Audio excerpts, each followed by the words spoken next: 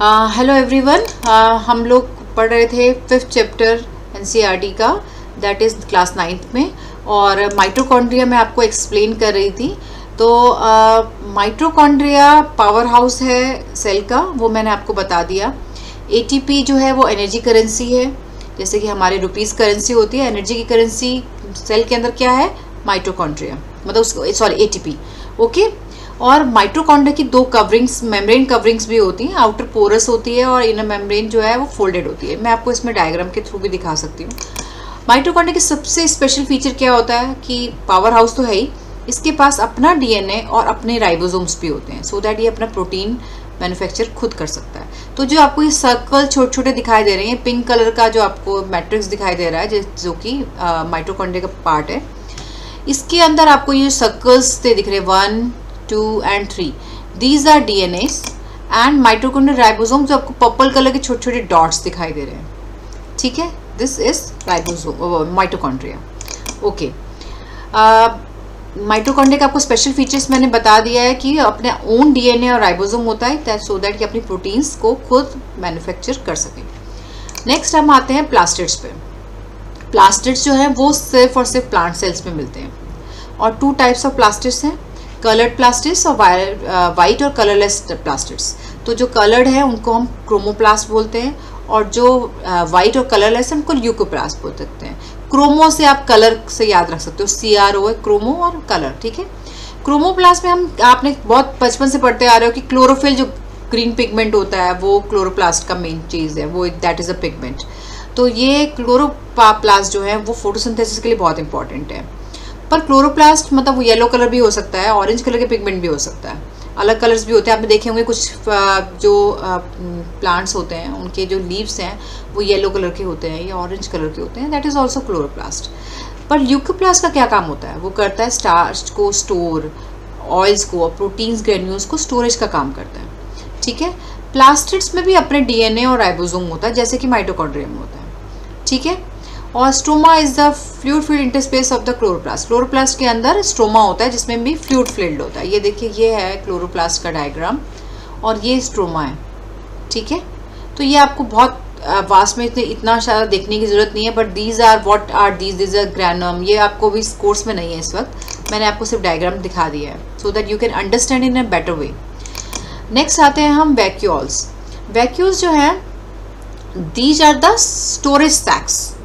सैक्स means जैसे आपको पता ही है कि एक बोरी जैसे होती है, तो जो स्टोर कर सके सॉलिड और लिक्विड कोई भी कंटेंट है। तो प्लांट्स में जो है वो बहुत लार्ज होते हैं, ये एनिमल्स में बहुत स्मॉल होते हैं। तो सेंट्रल वैक्यूल कई बार मतलब जो प्लांट सेल में होता है वो 50 to 90% सेल वॉल्यूम का होता है। तो प्लांट सेल जो है वो that is full of cell sap. तो प्लांट की उसकी टर्जिडिटी और रिजिडिटी जो सेल की है वो प्रोवाइड करने में वैक्यूल्स हेल्प करते हैं। ओके। नेक्स्ट हम आते हैं सेल वैक्यूल्स जो है वो और क्या करता है? Store amino acid, sugar, organic acids, protein सबको स्टोर करता है। हम लिक्विड और सॉलिड कंटेंट में आए तो इसमें लिक्विड और सॉलिड दोनों कंटेंट्स आ गए। अमीबा में जो फूड वैक्यूल है वो क्या काम करता है? वो खाने को कंज्यूम करने में हेल्प करता है। अब ये देखिए, फूड वैक्यूल का मैं आपको ये डायग्राम दिखा रही हूँ। ये देखिए, इसमें इस डायग्राम में आपको दिखाई दे रहा है कि ये बाहर जो है दैट इज सेल मेम्ब्रेन। ठीक है। सेल वॉल है, उसके बाद सेल मेम्ब्रेन है। न्यूक्लियस ये ब्लैक कलर का है। वैक्यूल जो सेल प्लांट सेल जब होता है उसमें बड़ा ज़्यादा होता है, तो दिस इज बिग। जो आपको ये पर्पलिश रेड कलर का दिखाई दे रहा है, दिस इज वैक्यूल। ओके। और ये है क्लोरोप्लास्ट ग्रीन कलर के। क्लोरोप्लास्ट ग्रीन कलर का दिखाई देगा आपको। ओके। प्लांट सेल में हम और भी देख सकते हैं कि प्लांट सेल का पार्ट है, मैंने आपको पूरा डायग्राम दिखा दिया है कि इसमें एंडोप्लाज्मिक रेटिकुलम यहाँ पे है, this is pink colour. Vacuole बड़ा है, ये लाइट पीच से शेड का जो दिखाई दे रहा है। दिस इज न्यूक्लियस, ये जो पर्पल से कलर का है, मूव कलर का। ठीक है। गोल्जी एपरेटस ये ऊपर वाला रेडिश ब्राउन जो है, और क्लोरोप्लास्ट ये ग्रीन कलर के हैं। ठीक है। So you can understand the plant cell. अच्छा, अब हम जब सारे सेल्स ऑर्गेनल्स की बात करें तो सेल डिवीजन की भी बात करेंगे। ठीक है। तो अगर हम सेल डिवीजन की बात करते हैं तो हर सेल को डिवाइड करना होता है अपने आप को ग्रो करने के लिए। ठीक है। और अपने आप को मल्टीप्लाई करने के लिए। तो जब हम बात ये करते हैं कि कोई भी सेल ओल्ड हो गया है, वो उसके बाद उसको डिवाइड करके सेम वैसा ही सेल चाहिए, तो उस प्रोसेस को हम बोलते हैं यहाँ पे माइटोसिस। ठीक है, इसमें जो है सेल डिवाइड होगा और क्रोमोसोम्स जो है वो रेप्लिकेट करके 2 डॉटर सेल्स बनाएंगे जो कि बिल्कुल इक्वली डिस्ट्रीब्यूशन होगा उनका। क्रोमोसोम्स का डिवीजन एकदम इक्वल होता है। तो दोनों का मतलब जेनेटिक मटेरियल है वो जो आपस में इक्वल ही डिवाइड हो जाएगा। ठीक है, ये माइटोसिस जो है वो सेल की ग्रोथ के लिए, रिप्लेसमेंट हो गए जो वॉर्न आउट सेल्स के लिए, उसके लिए हेल्प करता है। ओके, इसका डायग्राम मैं आपको ये दिखा रही हूँ, ये देखिए, दिस इज माइटोसिस। तो ये आपका मेन क्रोमोसोम्स थे, इसको आपका ये मल्टीप्लाई हुआ और देखो वापस में ये 2 थे ना, ये देखो सेम में 2 हो गए, बस इतना ही डिफरेंस आएगा। तो ये उसकी स्टेजेस हैं कि कैसे हो रहा है। तो ये 1 से ऐसे 2 पार्ट बने, उसके बाद 2 से वो 4 हो गए और ये पार्ट बन गया। ठीक है, दिस इज माइटोसिस। और ये आपको सिंपल ये याद रखना है कि ये आपको याद रखना है कि माइटोसिस में इक्वल ही 2 डॉटर सेल्स बनते हैं जिसमें क्रोमोसोम्स इक्वली डिस्ट्रीब्यूटेड होते हैं। इसको आप डायग्राम से ऐसे याद रख लीजिए। ये 2 आपको एक ब्लू और एक आपको पिंक दिखाई दे रहा है, पर जब इसका रिजल्ट जो है वो लास्ट वाला ये वाला है, तो इसमें 2 डॉटर सेल्स आए हैं, यहाँ पे और एक यहाँ पे। ठीक है, व्हाट एवर इन मियोसिस जो है उसमें 4 डॉटर सेल्स बनते हैं। और मियोसिस जो है वो सेक्सुअल रिप्रोडक्शन का एक पार्ट है, मेन है। मियोसिस का काम ही सेक्सुअल रिप्रोडक्शन वाला काम है।